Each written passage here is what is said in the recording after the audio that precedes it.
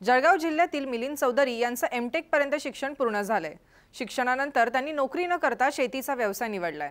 त्यांनी 15 वर्षांपूर्वी मुरमाड जमिनीत चंदनाची लागवड केली आहे। चंदनासोबतच त्यांनी आवळा आणि आंब्याचीही लागवड केली।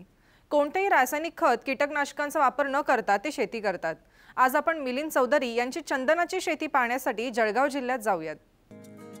जळगाव इथले मिलिंद चौधरी यांच्याकडे 12 एकर मुरमाड जमीन होती। या जमिनीत कोणतंच पीक येत नव्हतं, त्यामुळे त्यांनी 15 वर्षांपूर्वी कर्नाटक इथून चंदनाची रोपे आणून लागवड केली। चंदनाच्या रोपांसोबतच त्यांनी आवळा आणि आंब्याची लागवड केली। लागवड केल्यानंतर पहिले 5 वर्ष चंदनाची रोपे स्वतः अन्नद्रव्य तयार करत नसल्यानं चंदनाच्या रोपासोबतच इतर झाडे लावण्यात येतात। हे शेतपूर्वी बखड लँड होती। हा सर्व मुरमाड एरिया आहे। इथे काय लावावा असा प्रश्न असताना आम्ही एक फॉरेस्ट कल्चर इथे डेव्हलप करावं या उद्देशाने चंदनाची लागवड आजपासून 15 वर्षापूर्वी केली। काही लागवड 15 वर्षापूर्वी केली आहे, काही 10 वर्षापूर्वी केली आहे, काही 5 वर्षापूर्वी केली। जसं पाणी अवेलेबल होत गेलं तसं तसं आम्ही ती लागवड वाढवत गेलो। तर चंदन हे झाड असं आहे की हे स्वतः अन्न बनवत नाही, हे दुसऱ्या झाडांपासून अन्न घेऊन वाढत असतं। त्याच्यामुळे याच्यासोबत आम्ही आवळा आणि आंबे असे इतर झाडं पण भरपूर लावले। म्हणजे चंदन पहिल्या 5 वर्षापर्यंत या झाडांपासून अन्नरस घेऊन त्याची ग्रोथ होत असते, वाढ होत असते। आता अशा पण स्टेजमध्ये आहे की आपल्याला आवळ्यापासून उत्पन्न मिळत आहे, आंब्यापासून उत्पन्न मिळत आहे आणि पुढच्या 5 ते 7 वर्षांमधून आपल्याला चंदनाचं उत्पन्न मिळेल। बरेचसे शेतकरी इथे पाण्यासाठी येतात।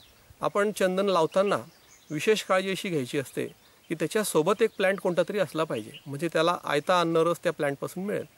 असं नाही केलं तर नक्कीच चंदनाचं झाड मरून जातं।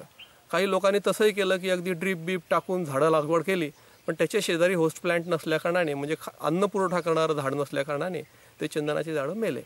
आता आपली पोझिशन अशी आहे की चंदनाला आपल्याला काहीच ओव्हरहेड्स नाही आहे। इथे आपण कोणत्या ओव्हरहेड्स म्हणजे खर्च नाही, वरचा कोणताच खर्च नाही। आपण इथे साधी निंदणीही करत नाही। एक फॉरेस्ट कल्चर आपण डेव्हलप केलं आहे। इथे फक्त पाणी देण्याचं काम आणि वर्षातून 2दा सेंद्रिय खत टाकण्याचं काम आपण करतो। बाकी सगळं नैसर्गिक इथे डेव्हलप झालेलं आहे। तुम्ही जर इथे पाहिलं तर असं वाटतं आपण एका फॉरेस्टमध्ये आलो आहे। फॉरेस्टमध्ये आलो आहे, तुम्हाला सगळ्या प्रकारचे पक्षी इथे पाहायला मिळतील। रात्री आले तर तुम्हाला इथे काही हरणं असतील, रानडुकरं असतील किंवा रानगाई असतील, हे तुम्हाला पाहायला मिळतील। चंदनाची लागवड केल्यानंतर 7/12 वर नोंद करावी लागते। चौधरी यांचं शेत सध्या एका जंगलासारखं भासतंय। यात कोणत्याही प्रकारचं खत किंवा निंदणी खुरपणी केली जात नाही। चंदनाचा रोप आहे, रोप घेतानाच त्याच्या सोबत एक छोटासा प्लांट आपल्याला लावावा लागतो। हे रोपं आपल्याला बेंगलोरला जास्त करून मिळतात त्या फॉरेस्टमध्ये। मी स्वतः हे फॉरेस्टमधून बेंगलोरहून आणलेले होते, नर्सऱ्यांमधून, आणि त्याची लागवड केली होती। आता चंदन तर आहेच आपलं, पण त्याच्यामध्ये आपले आवळ्याचं आम्ही प्रोसेसिंग करतो। म्हणजे आपल्याला खर्च काही नाही त्याचा, पण चंदनाचं झाड लावल्यापासून 15 ते 20 वर्षांनी आपल्याला चंदन कापणीसाठी मिळू शकतं।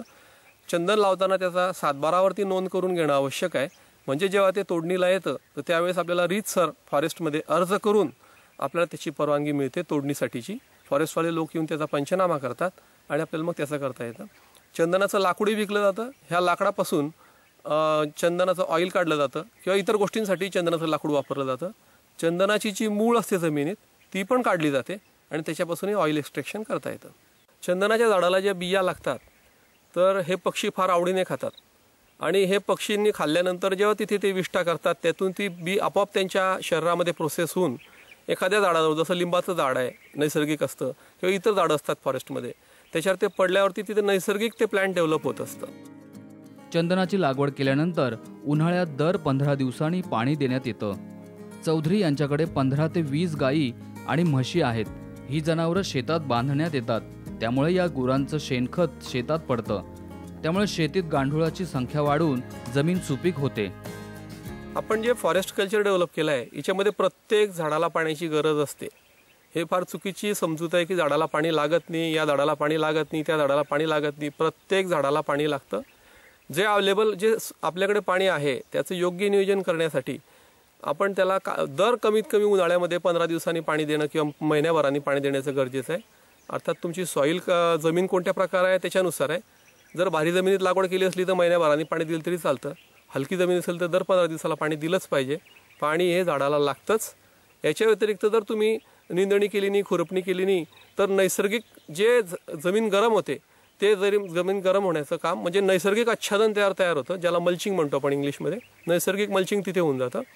आणि पाणी अवेलेबिलिटीनुसार तुम्ही द्या. कमी पडलं तर झाड मरत नाही, पुढच्या वर्षी ते निघून जातं, म्हणजे पास करून घेतं 1 वर्ष. आणि आम्ही मध्ये मध्ये या झाडांमध्ये गुरं बांधत असतो. त्याच्यामध्ये गुरांची लीद असो विष्ठा असो पडत असते आणि त्याचं नैसर्गिक हे होत असतं, खत तयार होत असतं.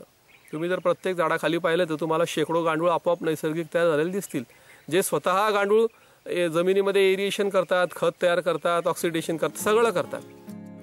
नैसर्गिक पद्धतीनं शेतीचं नियोजन केल्यानं सध्या आवळ्यांच्या झाडांना मोठ्या प्रमाणात आवळे लागले आहेत. तसंच केसर आंब्याला खूप फुलोरा लागलाय.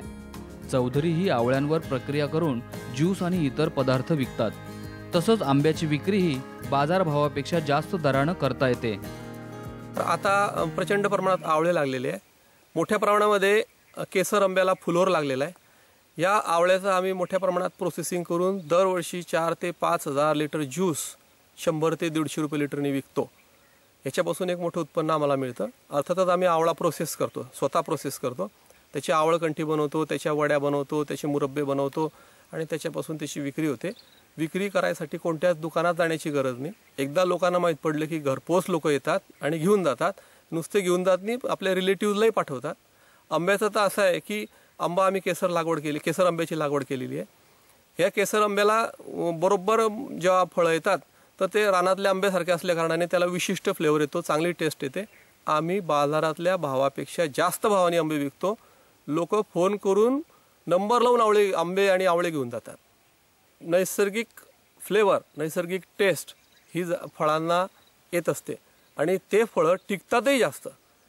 आणि जर तुम्ही रासायनिक खतं टाकले तर फळं पटापट मोठे होतात, दिसायला सुंदर दिसतील, पण टिकत नाही. त्याला पाहिजे तसा फ्लेवर येत नाही, त्याला पाहिजे तशी टेस्ट येत नाही. हे त्याचे रासायनिक खताचे दुष्परिणाम आहे. आणि रासायनिक खतं महाग पण खूप आहे. त्याच्या तुम्ही खर्चही वाढवून घेता पर प्रोडक्शन. त्याच्यामुळे सेंद्रिय शेतीपासून तुम्हाला एक विशेष काही खर्च येत नाही आणि फळाला चांगला भाव मिळतो. मिलिंद चौधरी यांनी नैसर्गिक पद्धतीनं चंदनाची लागवड केली आहे. त्यांच्याप्रमाणेच इतर शेतकऱ्यांनीही पडीक जमिनीवर शेतीचं नियोजन केल्यास त्यांनाही चांगलं उत्पन्न मिळेल. संजय महाजन, साम टीव्ही, जळगाव.